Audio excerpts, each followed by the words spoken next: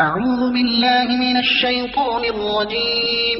بسم الله الرحمن الرحيم. اعوذ باللہ من الشیطان الرجیم بسم اللہ الرحمن الرحیم ان المنافقین یخادعون اللہ وهو خادعهم وإذا قاموا إلى الصلاة قاموا كسالى يراءون الناس ولا يذكرون الله إلا قليلا مذبذبين بين ذلك لا إله هؤلاء ولا إله هؤلاء ومن يضلل الله فلن تجد له سبيلا يا أيها الذين آمنوا لا تتخذوا الكافرين أولياء من دون المؤمنين أتريدون أن تجعلوا لله عليكم سلطانا مبينا إن المنافقين في الدرك الأسفل من النار ولن تجد لهم نصيرا صدق اللہ العظیم۔ یہ جو سورہ النساء ہم پڑھ رہے ہیں یہ اب اس کے آخری رکوع ہیں۔ اس میں اور سورہ توبہ میں منافقین کا بہت زیادہ تذکرہ آیا ہے، اور منافق وہ ہوتا ہے، ظاہر ہے آپ کو معلوم ہی ہے کہ جس نے خول چڑھایا ہو مسلمانی کا، اندر سے اس کا دل کفر پر ہو۔ اور ان کے بھی درجے ہیں، منافقوں کے بھی۔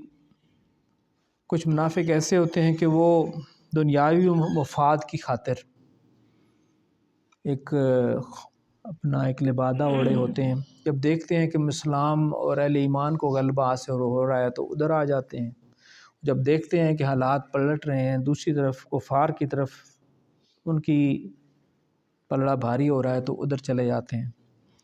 تو مختلف قسم کے منافقین کا اس صورت میں اللہ پاک نے ذکر فرمایا ہے۔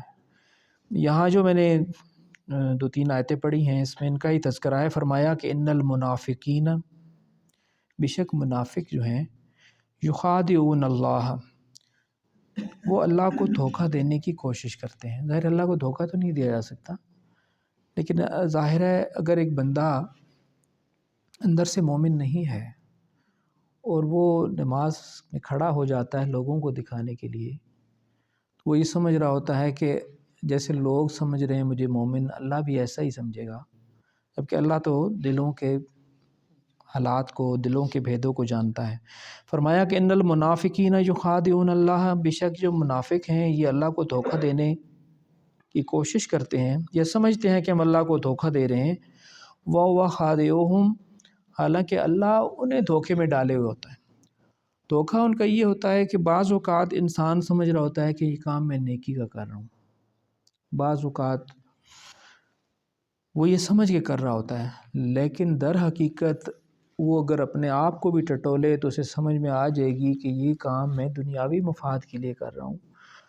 تو اللہ تعالیٰ اس کو، جو اللہ کو دھوکہ دینے کی کوشش کرتا ہے، اس کو ایسی حالت میں ڈال دیتا ہے کہ وہ خود اصل میں اپنے آپ کو ہی دھوکہ دے رہا ہوتا ہے۔ وہ سمجھ رہا ہوتا ہے کہ میں ٹھیک راستے پہ جا رہا ہوں، حالانکہ وہ ٹھیک راستے پہ جا نہیں رہا ہوتا، اور اسی دھوکے میں وہ جہنم کے گڑھے میں پہنچ جاتا ہے۔ ایک اور نشانی بتائی منافقین کی کہ وَإِذَا قَامُوا، اور جب کھڑے ہوتے ہیں إِلَى الصَّلَاةِ، نماز کے لیے، قَامُوا كُسَالَىٰ، تو بڑی بے دلی سے کھڑے ہوتے ہیں۔ اس میں ویسے ہمیں بھی اپنا جائزہ لینا ہے کہ وہ نماز کی طرف جب آتے ہیں، یعنی نماز کے لیے، وَإِذَا قَامُوا، جب وہ کھڑے ہوتے ہیں، قیام کرتے ہیں، إِلَى الصَّلَاةِ، نماز کے لیے، قَامُوا كُسَالَىٰ، کسل مندی، یعنی دل نہیں ہونا، مجبوری نہ لاگے، کھڑے ہو گئے، اور کھڑا بھی کبھی ایک ٹانگ پہ وزن ڈالا، کبھی دوسری ٹانگ پہ بدلا، کبھی ادھر خارش کی، کبھی ادھر خارش کی، اور دماغ میں بھی وہ ساری بزنس، کاروبار، پیسے کا حساب کتاب، وہ سارا وہ بھی چل رہا ہوتا ہے، یعنی وہ کیفیت طاری نہیں ہوتی کہ جو ایک مومن کو ہونی چاہیے۔ تو یہ منافقین کی نشانی، اللہ تعالیٰ ہم اس سے محفوظ فرمائے۔ وَإِذَا قَامُوا إِلَى الصَّلَاةِ قَامُوا كُسَالَىٰ، کہ جو نماز کے لیے کھڑے ہوتے ہیں تو بڑی بے دلی کے ساتھ کھڑے ہوتے ہیں۔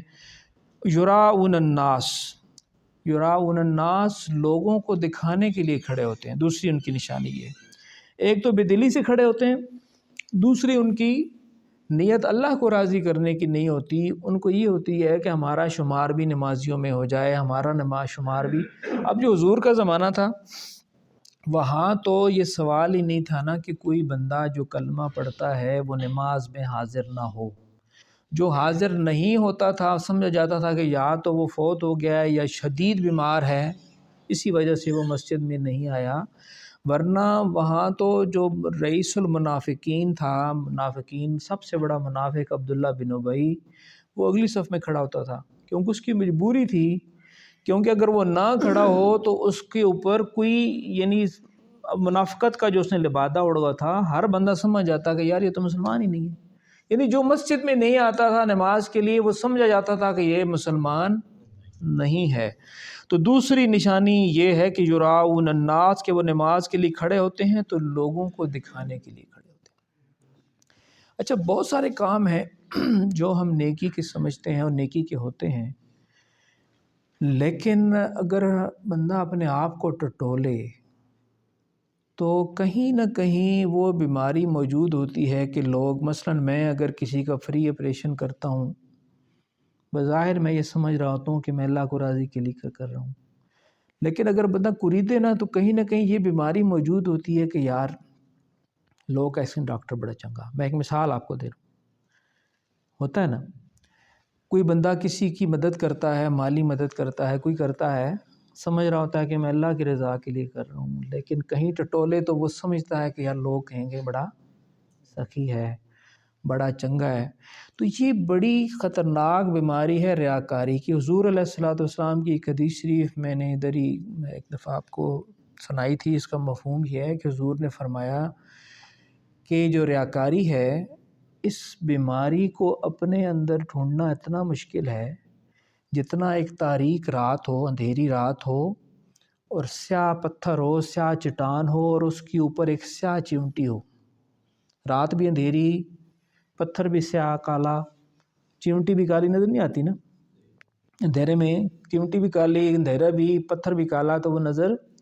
تو اس لیے ریاکاری کو انسان بعض اوقات نیکی کا کام کر رہا ہوتا ہے لیکن وہ اس کے کسی کام کا نہیں ہوتا. اس لیے میرے بھائی اور بزرگوں، ہم نے ہر وقت اپنے اندر یہ ٹٹولنا ہے کہ یہ جو کام میں کر رہا ہوں کس لیے کر رہا ہوں.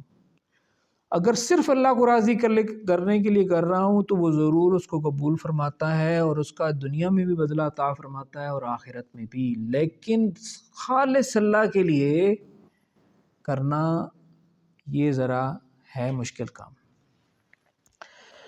تو وہ کھڑے ہوتے ہیں جی منافق، یراؤن الناس، لوگوں کو دکھانے کے لیے کہ ہم نمازی ہیں، ولا یذکرون اللہ الا قلیلا، اور وہ اللہ کا ذکر نہیں کرتے الا قلیلا، مگر کبھی کبھی ان کے وہ ایمان کی یا قرآن کی کوئی آیت اثر کر جاتی ہے، تھوڑی دیر کے لیے وہ ڈر جاتے ہیں، تھوڑی دیر کے لیے ایمان ان کا بہتر ہو جاتا ہے، لیکن اکثر اوقات ان کی حالت ٹھیک نہیں ہوتی. مذبذبین بین ذالک، متذبذب ہونا یعنی کسی نتیجے پر نہ پہنچنا، نہ ادھر نہ ادھر. مذبذبین بین ذالک، وہ کفر اور ایمان کے درمیان لٹکے ہوئے ہوتے ہیں، نہ کافروں میں شمار اپنا، نہ مومنوں میں شمار، درمیان میں ایسا منافق ہوتا ہے. لا الہ ہؤلاء ولا الہ ہؤلاء، نہ ادھر کے نہ ادھر کے. ومن یضلل اللہ، اور جس کو اللہ گمراہ کر دے، فلن تجد لہ سبیلا، تو آپ اے حبیب علیہ الصلوۃ والسلام اس کے لیے کوئی راستہ، یعنی جو بندہ، اللہ زبردستی کسی کو گمراہ نہیں کرتے اور اللہ کبھی کسی کو زبردستی ہدایت بھی نہیں دیتے. یہ دونوں اہم باتیں ہیں. زبردستی کسی، کیونکہ اللہ کو مجبوری نہیں ہے کوئی، ساری نعمتیں اس نے ہمیں بغیر مانگے دی ہیں. ہم دنیا میں آئے ہیں اپنی مرضی سے نہیں آئے، اس نے ہمیں جسم دیا، زندگی دی، بغیر مانگے دی، بہن بھائی دیے، ماں باپ دیے، بولنے کی، دیکھنے کی ساری نعمتیں دیں بغیر مانگے. وہ ہمیں روٹی دے رہا ہے بغیر مانگے. لیکن ہدایت وہ چیز ہے وہ بغیر مانگے نہیں دیتا. جس کے اندر خواہش ہوگی ہدایت کی اس کو دے گا، اور جو بات سمجھنے کے باوجود بھی ہدایت پہ نہ آنا چاہے اسے اللہ تعالیٰ پھر گمراہ کر دیتے ہیں. اور جس کو اللہ گمراہ کر دے اس کو ہدایت دینے والا کوئی نہیں، اس کو کوئی راستہ پھر ہدایت کی طرف کوئی ہدایت کی طرف اس کو. تو یہاں اللہ فرما رہے ہیں کہ وَمَن يُضْلِلِ اللَّهُ، جس کو اللہ گمراہ کر دے، اللہ اسی کو گمراہ کرتا ہے جس کو ہدایت کی طلب بھی نہ ہو اور بات سمجھنے کے باوجود وہ ہٹ دھرمی پر اپنے دنیاوی فائدے کی خاطر دوسرے راستے پر، گمراہی کے راستے پر جانا چاہتا ہو، تو اللہ بھی اس کے لیے وہ گمراہی کا راستہ کھول دیتے ہیں، وہ ادھر بڑھتا چلا جاتا ہے. فلن تجد لہ سبیلا، تو اس کے لیے پھر ہدایت کا کوئی راستہ نہیں بچتا. آخری آیت، یا ایھا الذین آمنوا، اہل ایمان، لا تتخذوا الکافرین اولیاء. یہ پیچھے بھی ہم پڑھائے ہیں کہ کافروں کو اپنا دوست مت بنانا. لا تتخذوا، تم نہ بنانا، الکافرین، کافروں کو، اولیاء، دوست، جگری یار نہ بنانا. کافروں کو جگری یار آج پوری امت نے جگری یار بنایا ہوا ہے. اس پہ فخر ہے، اس پہ کوشش ہوتی ہے کہ وہ امریکہ کا صدر ہم سے راضی ہو جائے، فلاں ہم سے راضی ہو جائے، وہ اس نے جی ہمارے ساتھ مسکرا کے ہاتھ ملایا. اس پہ ہی ساری ہماری حکمران جو ہیں وہ خوش ہو رہے ہوتے ہیں. لا تتخذوا الکافرین اولیاء، تو اہل ایمان کافروں کو اپنا جگری یار مت بنانا، من دون المومنین، مومنوں کو چھوڑ کر. اتریدون، کیا تم چاہتے ہو، ان تجروا للہ علیکم سلطانا مبینا، کہ ایسا کر کے یعنی کافروں کو دوست بنا کر تم اللہ کے ہاتھ میں ایک اپنے خلاف ایک حجت دے دو.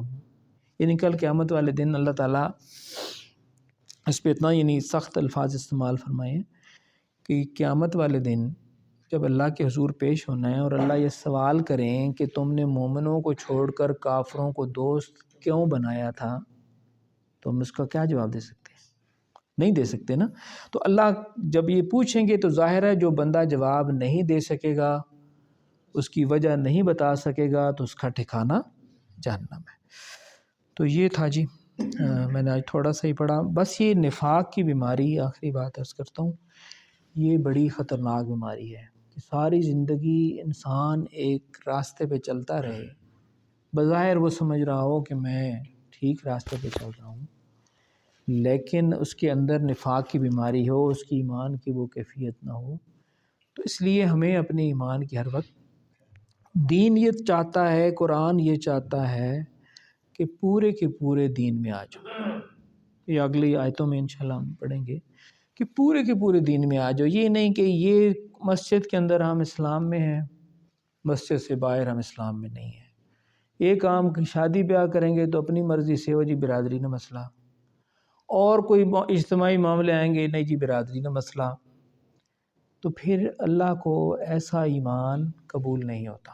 اللہ کہہ رہے ہیں ادخلوا فی السلم کافہ، ادخلو، داخل ہو جاؤ، فی السلم، اسلام میں، کافہ، پورے کے پورے آ جاؤ، پورے کے پورے آ جاؤ، تب تو ہے اللہ کو وہ مومن قبول.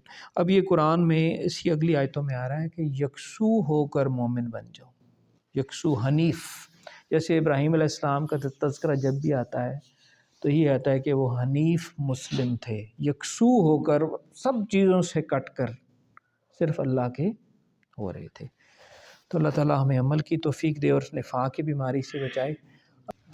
اللہم صلی علی سیدنا محمد مبارک وسلم. ربنا ظلمنا انفسنا وإن لم تغفر لنا وترحمنا لنکونن من الخاسرین. الہ العالمین، ہمارے گناہوں کو بخش دیجیے. اے اللہ اپنی رحمتیں، اے اللہ تعالیٰ آپ کی رحمتوں کی امیدوار ہیں. یا اللہ ہم پر اپنی رحمتیں جاری و ساری رکھیے. اے اللہ حضور علیہ الصلوۃ والسلام کی سچی محبت اور اتباع نصیب فرمائیے. الہ العالمین، جو مقدس مہینہ آ رہا ہے یا اللہ اس میں ہمیں خشوع و خضوع کے ساتھ عبادت کرنے کی توفیق عطا فرمائیے. ہمیں جسمانی روحانی طاقت عطا فرمائیے تاکہ ہم احسن طریقے سے یہ مہینہ گزار سکیں. اے اللہ ہمارے جو بزرگ بیمار ہیں انہیں صحت کاملہ عطا فرمائیے. اے اللہ جی خلیل صاحب بیمار ہیں، اللہ انہیں شفا عطا فرمائیے. الہ العالمین، نبی ہیڈ ماسد محمد صاحب اس مسجد کے نمازی تھے، اور علم خان کی اہلیہ اللہ تعالیٰ وہ فوت ہوئی اس ہفتے میں، اور دیگر احباب جو فوت ہوئی ہے اللہ ان کی مغفرت فرمائیے، ان کے لواحقین کو صبر جمیل عطا فرمائیے. الہ العالمین، اس وطن عزیز پاکستان پہ اپنا رحم فرمائیے، اس قوم کو ہدایت عطا فرمائیے. اے اللہ ہمیں ایمان والے حکمران عطا فرمائیے. صلی اللہ تعالیٰ علیہ خلقہ محمد مبارک وسلم.